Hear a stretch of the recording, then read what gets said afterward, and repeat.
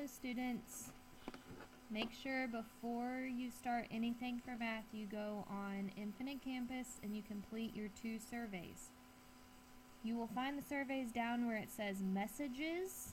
So under messages you'll see 2nd period student voice survey and 7th period student voice survey.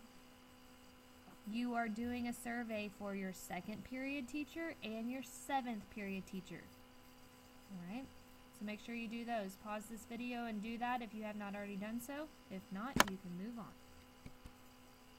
Alright, so this is our last review. Your Unit 3 Part 3 test is tomorrow. So please make sure you're paying attention and you are working through these problems so you can do well on your test tomorrow. Today you'll need a piece of paper, a pencil, and a calculator. I know you're not in our normal classroom, so if you don't have a calculator you can get to, you can use your phone today, or you can use a calculator on the computer. But remember, tomorrow you will need a calculator. So, test tomorrow. Whatever you do today is due tomorrow, along with your gray review from yesterday. So on your paper at the very top, I want you to write Review for Unit 3 Part 3 Test, along with your name. Then I want you to split it into 2 sections. You're going to write example number 1, example number 2, example number 3, and example number 4. If you need more time, pause. And then on the back of the paper, you're going to split it into 4 sections again. And you're going to do example number 5, example number 6, example number 7, and example number 8. Again, if you need more time to do that, go ahead and pause. Alright, so example number 1, we're going to work through this one together. We're going to name the greatest common factor and then write the factored form. If you're having trouble by finding the greatest common factor when you're just looking at it, you can always write out the factors of each problem. So say for example, 64, you can do 1 times 64, 2 times 32, 4 times 16, 8 times 8. For 8, you can do 1 times 8, 2 times 4. And for 72, you can do 1 times 72, 2 times 36, 3 times 24, 6 times 12, and 8 times 9. So then if you want to find the greatest common factor, you would just find the number, the biggest number that they all have, which in this case is an 8. So 8 is going to be your greatest common factor. Now on this one, they also have variables in common. So we're looking, they all have at least one x, and then you go with your lowest exponent that you have on the variables. So in this case, our lowest exponent is a 3. So our greatest common factor is 8x cubed. Parentheses, what do we multiply by 8 to get 64? Well, that would be 8. And then we need 6 more x's. What do we multiply by 8 to get negative 8? That's a 1, and we need 4 more x's. And what do we multiply by 8 to get 72? And that is 9.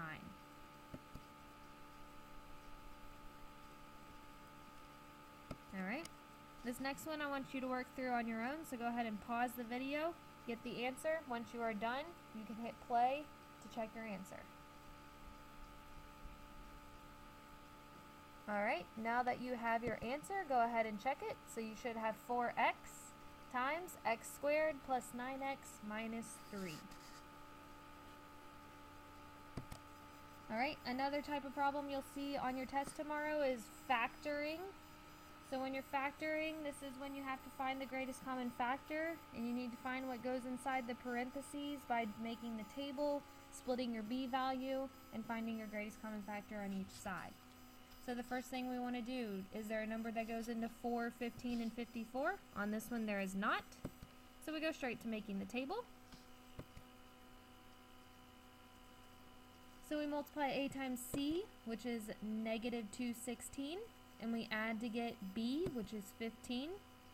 So 2 numbers that multiply to negative 216 and add to 15, that's going to be a negative 9 and a 24. So we split our b value using those. So we have 4n squared minus 9n plus 24n minus 54. Split it in half. Greatest common factor on the left side is an n. To get 4n squared, we multiply by 4n. And to get 9n, we multiply by 9. On the other side, greatest common factor between 24 and 54 is 6. We multiply 6 times 4 to get 24, and we multiply 6 times 9 to get negative 54. So then our two factors would be 4n minus 9 and n plus 6. Now it does not ask for any solutions. It's not set equal to 0, so that is our answer. If your original problem does not have an equal sign, you're just finding the two factors that you use to multiply to get back to the problem. Alright, so now I want you to pause the video and work through this problem on your own. Once you are done working through this, hit play and you can see the answer. Alright, now that you have shown all your work and you have your answer, you should have x minus 2 times 9x minus 4.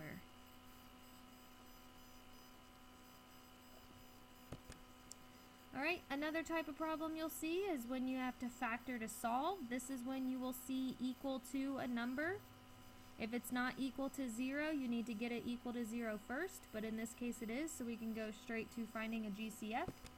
On this one, 2 goes into all of our numbers, so we factor out a 2, and then we'll use our table, or make a table using these numbers inside the parentheses. So 2 times 45 is 90, and our b value is 19.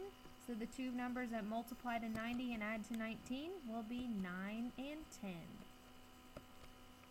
So now we're going to split the b value. So we'll have 2b squared plus 9v plus 10v plus 45. Split it down the middle. Factor out the GCF on the left side, so we will end up with v times 2v plus 9. And factor out the GCF on the right side, so we end up with 5 times 2v plus 9.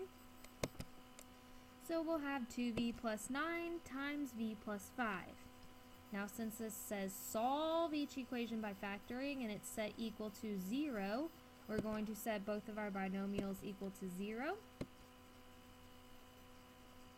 and solve for v. So in the first one, we're going to subtract 9 from both sides, then divide by 2. And then on the second one, we're going to subtract 5 from both sides. So our solutions on this one is negative 9 over 2, 0, and negative 5, 0. Now I want you to pause the video and work your way through these two problems. Once you are done, hit play. Don't forget to factor out the GCF, and if you're not left with an x squared term, you don't have to make the table.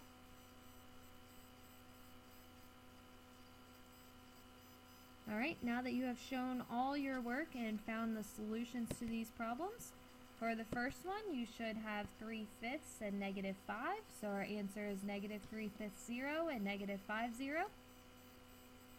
And on the second one, you should have got x equals 0, x equals a negative 1/2. So we have 0, 0, and negative 1/2, 0.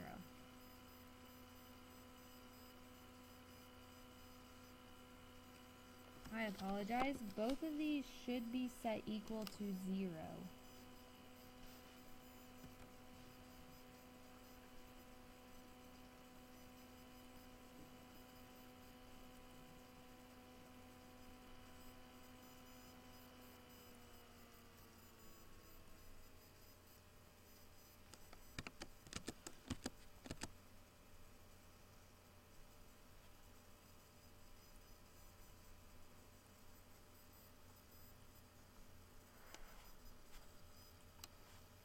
Alright, and then there will be a word problem tomorrow, so go ahead and try this word problem. They're just like the word problems we did last week in class. Again, hit pause until you are done solving it. Make sure you show all your work.